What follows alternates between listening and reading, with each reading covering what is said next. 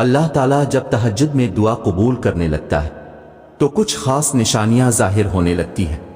याद रखो, अल्लाह आपकी दुआ तहज्जुद में कबूल करने वाला होगा तो आपको महसूस होगा कि आपका अल्लाह से ताल्लुक मजबूत हो गया है और आपके हालात में बेहतरी आने लगती है। तहज्जुद क्या है? ये वो नमाज है जो हम पर फर्ज नहीं की गई, तो फिर उसका अजर इतना क्यों है?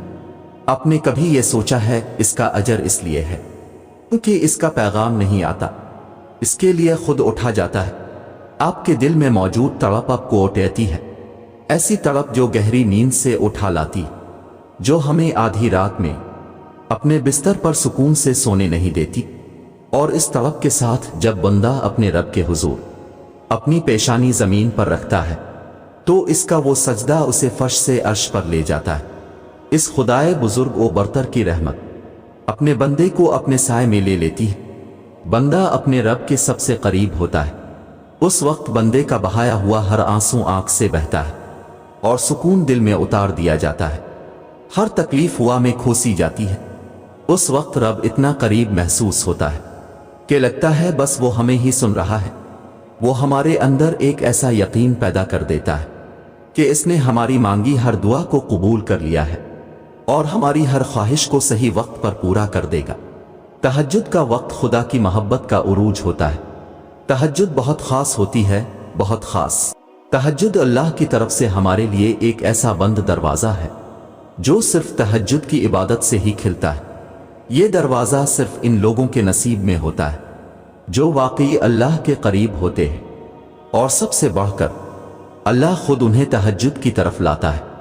रहता तो वो खुदा हर तरफ है, पर तहज्जुद में खास सिया काली चादर के पीछे रात की अंधेरी में सिर्फ वही लोग अल्लाह को देख पाते हैं जिसने अल्लाह से बेपनाह मोहब्बत की हो।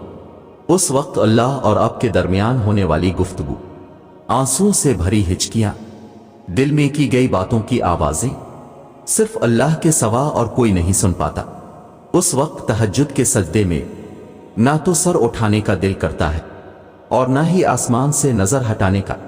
और अगर ऐसा हो जाए कि कभी इसी दौरान तुम्हारी अल्लाह से तहज्जुद में मुलाकात हो जाए और वो तुम्हारे रूबरू आ जाए, वो मंजर तुम्हारे लिए मौजिज़ा से कम नहीं। तहज्जुद पढ़ने वालों के लिए मुजिज़े गैब से उतारे जाते हैं।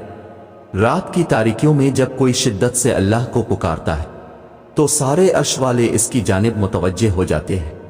फिर अल्लाह फरमाता है, कहो क्या मांगते हो, कहो क्या फरियाद लाए हो, कहो क्यों रो रहे हो, ए दिन भर मुस्कुराने वाले।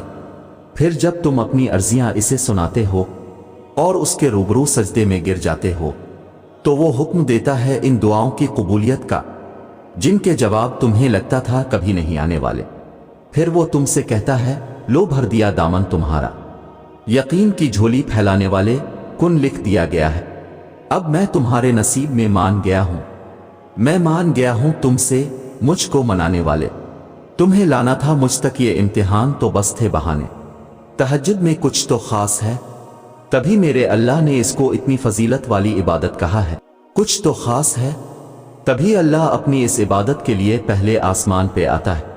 कुछ तो खास है, तभी अल्लाह किसी किसी को चुनता है, जिसको चुन लेता है फिर इसके लिए मुजिज़े करता है।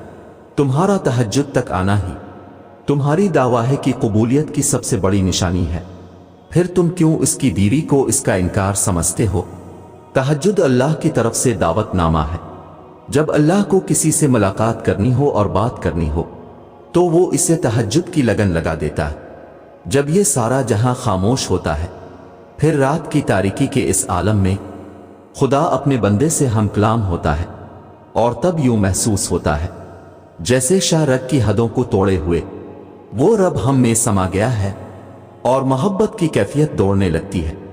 फिर मेरा रब फरमाता है, मांग मुझसे मेरे बंदे, तूने जो मांगा मैंने दिया तुझे, मगर तब अल्लाह के सिवा किसी की तलब ही नहीं रहती। और फिर तलब अल्लाह की हो और वो ना मिले, ऐसा तो मुमकिन ही नहीं। तहज्जुद का आगाज इंसान से तो हो सकता है मगर इख्तिताम सिर्फ अल्लाह है। दिल में उठेती हुई मुसलसल तकलीफ जब रात भर जगाए रखती है तो रूह की बेचैनी अल्लाह के रूबरू लाकर खड़ा कर देती है। फिर कुछ दर्द सुनाया जाता है, اور دعا کے لیے بے جان ہاتھوں کو اٹھایا جاتا ہے۔